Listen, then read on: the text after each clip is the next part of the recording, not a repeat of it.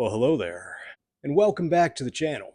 You're watching Average Man Reviews, the show where I give my unsolicited, unpaid, and unprofessional opinions on a wide variety of subjects and products. Today, we have the X-Shot Lock Blaster.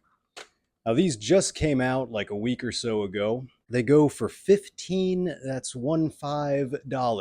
Walmart. I don't know if you can get them anywhere else. Walmart's where I got mine. So, we're going to talk about it today, go over its fun little features and some weird features as well. Let me get the box. Here's how it would appear in the box on the shelf. It's only got a couple of zip tie type things holding it in place. The box, nothing particularly special. It's a box. It comes with 16 darts, which is nice. Did I mention it's 15 bucks? So that's something we need to process into our review here, is the fact that this thing's not even $20. So assuming that it has any kind of performance capabilities, that's pretty good. Also, it's a lever action. If you know me, you know there's two things I love, and that's revolvers and lever actions. Now, unfortunately, you can't really do an 1887 style spin with this thing.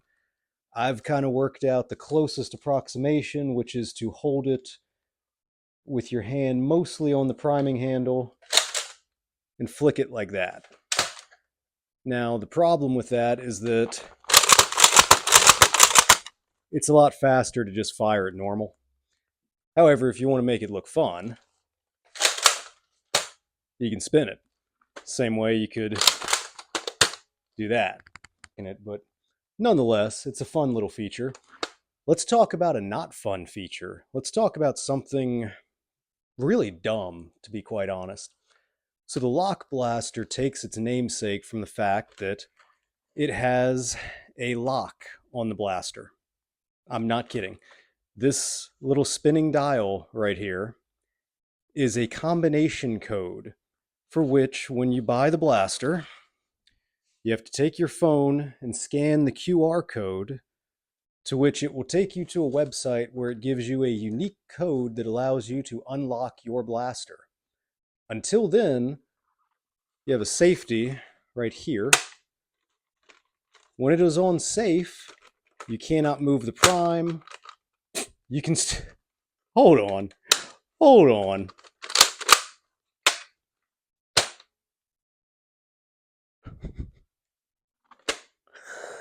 Okay. So, when it's on safe, you cannot prime it. However, you can still fire it while it's on safe if it's already primed. I don't know, man. That's seems like a bit of an oversight to me. I would assume the safety would lock the trigger and not the priming mechanism, but hey, I'm not an engineer. I was an aircraft mechanic. I didn't engineer things, I just fixed them. So anyway, getting back to the point. So I'm a little concerned that I'm going to be in a game using this and I'm going to twist one of these dials and lock the dang blaster by mistake. And if you don't remember what the combination is to put in the middle of a game, you're going to be having to pull out your phone and scan it. And it does a whole cool little animation to get there. So it takes like 30 seconds before you get the code to unlock it. That's also another factor, is the secondhand market. If you get one of these at a thrift store or something like that, if somebody has decided to paint it, if it has been heavily used and that has been scratched up, if anything happens in which this little silly piece of whatever has been damaged, you can't unlock the blaster. As a matter of fact, when I looked on Walmart, there was actually a 1-star review from a lady saying that she couldn't get it to unlock. And I think I know exactly what happened. So check this out. So you have this side, which is where the scanner thing is at. So you would think that that is the side that you would scan it and then unlock it on. However, you unlock it on this side, indicated by the arrows. As you can see, mine is 726. I'm pretty sure what happened is she scanned it, dialed it into like 726 over here, and it didn't unlock, because that's what I did when I first got it out of the package. Be aware of that, because it tripped me out when I first got it. Now, as far as features and stuff go, like I said, we have this goofy locking mechanism thing that I don't really agree with. We have a safety that doesn't safety the trigger, it just safeties the priming lever, which seems a little silly. We do have a tack rail up top if you want to put a scope or anything on it. For the revolving cylinder, you get 8 shots. It comes with 16 darts, so you have 2, I was going to say magazines, that's not really the correct parlance here. 2 cylinders worth of darts. It does feature a little cutout right here, so you can slide the darts in a little easier, so that's nice. Now, it is very lightweight, and the build quality is fine. It's the traditional X-Shot style plastic that's like not quite as thick and high grade as like the stuff that Nerf plays with, but also it's fine. I don't know if you could step on it and not break it or anything like that, but it should survive some abuse. I've dropped it a couple of times when I was perfecting this. Ow. Yeah, let me say perfect it and then screw it up, right? Let's try that again. Bam. First time's the charm. So without further ado and without adoing any further, let's step outside and shoot some stuff.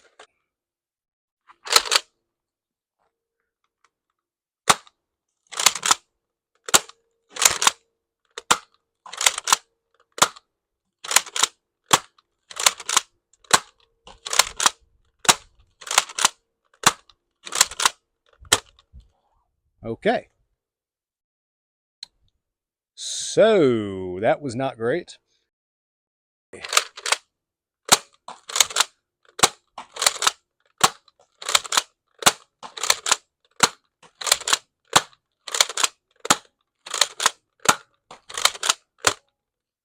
Huh.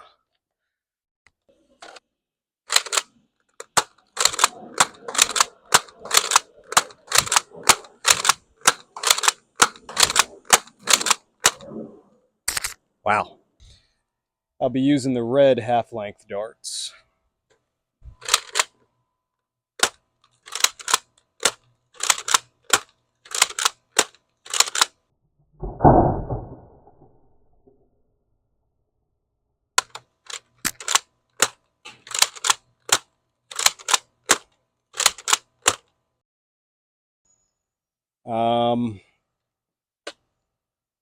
I'm going to put a bunch of other darts in it and see what happens. Okay. I have a plethora of different darts. We're going to see if any of them do something slightly better.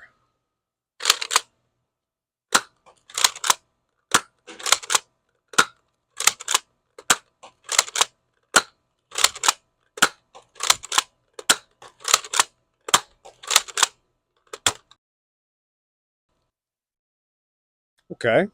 One more time. I've got all Nerf style bullet tip darts.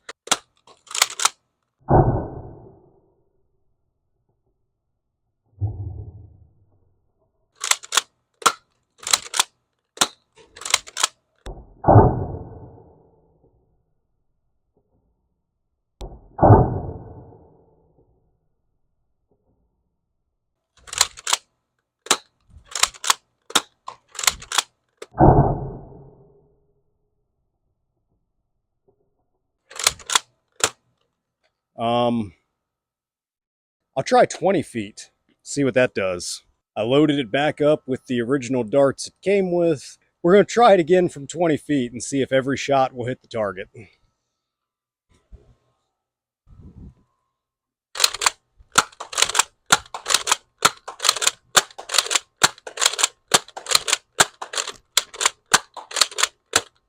Okay, finally. So from 20 feet, you can hit a target the size of a mini fridge. I have one final test to conduct, and that is the test of, does it look cool to shoot? It's a very important test.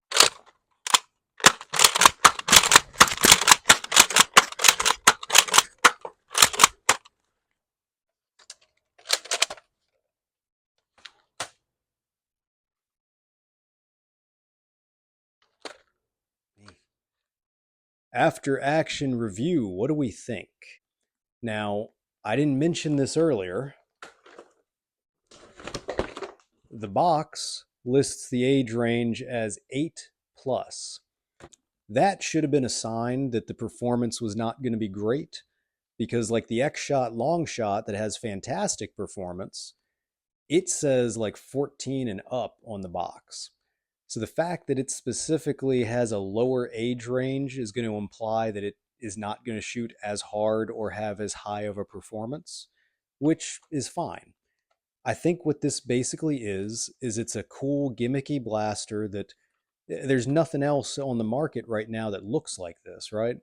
So as a kid, as a 8 plus, and myself as a former child, I can say that, if you see this on a shelf, be like, dude, it's a lever action, it's got a revolver, it looks like a sawed-off shotgun, it's got chains on it, like it's super cool. Like that is kind of what they're going for with this. That's a little disappointing because I think as the adult blaster market that we have become familiar with Dart Zone and Adventure Force and X-Shot with the X-Shot long shot, we kind of have this expectation that every blaster that comes out is going to be catered to us to be this high performance dart slinging machine, which is just not the case with this one. This is definitely meant for kids. Now, I'm hoping that the modding community will come up with some stuff for this, because I think what we really are dealing with here is we have a lever action pistol that has a bunch of unnecessary stuff on the front of it. I really think that the barrel is what's causing the problem. We're dealing with the classic dart blaster barrel drag issue. If you're not familiar with what that means, here's a dart. This is a weird like 3/4 dart, but it doesn't matter. The diameter is the same as a normal dart. If I put it in the barrel, you see how much space is around that dart? That means that when that dart fires, it has all this distance to travel, that as it wavers in flight, it's going to smack into the edges of the barrel, which is going to rob it of its performance and its consistency. That's why we had some of those shots that left the barrel and fishtailed left and right or just tumbled out of the barrel. I think that's where those issues are coming from. So, like I said, it's a little disappointing. I wanted more out of it. My expectations are somewhat managed by the fact that it is so cheap. I think it's much more likely that the modding community is going to get these, put in better springs, chop the barrel down, and make them into like sawed off shotgun, mare's leg type things. So that's all fine and well, wishful thinking, but we need to evaluate what we have on hand. So, like I said, what we have is a kid's toy.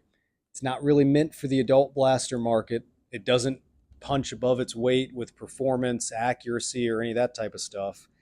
Its main saving grace is that it is so cheap. I don't necessarily feel ripped off. I just feel a little disappointed. You can't really do a whole lot with it. I mean, it's a cool shape. I'll probably paint mine up and do some fun stuff that way, but as far as if I would recommend you buy one or not, that's entirely dependent on what you want to do with it. With all that in mind, I hope I've given you a decent overview of this thing and you can make your own decisions from here. And I will see you in the next one. So until next time, Average Man Reviews signing out.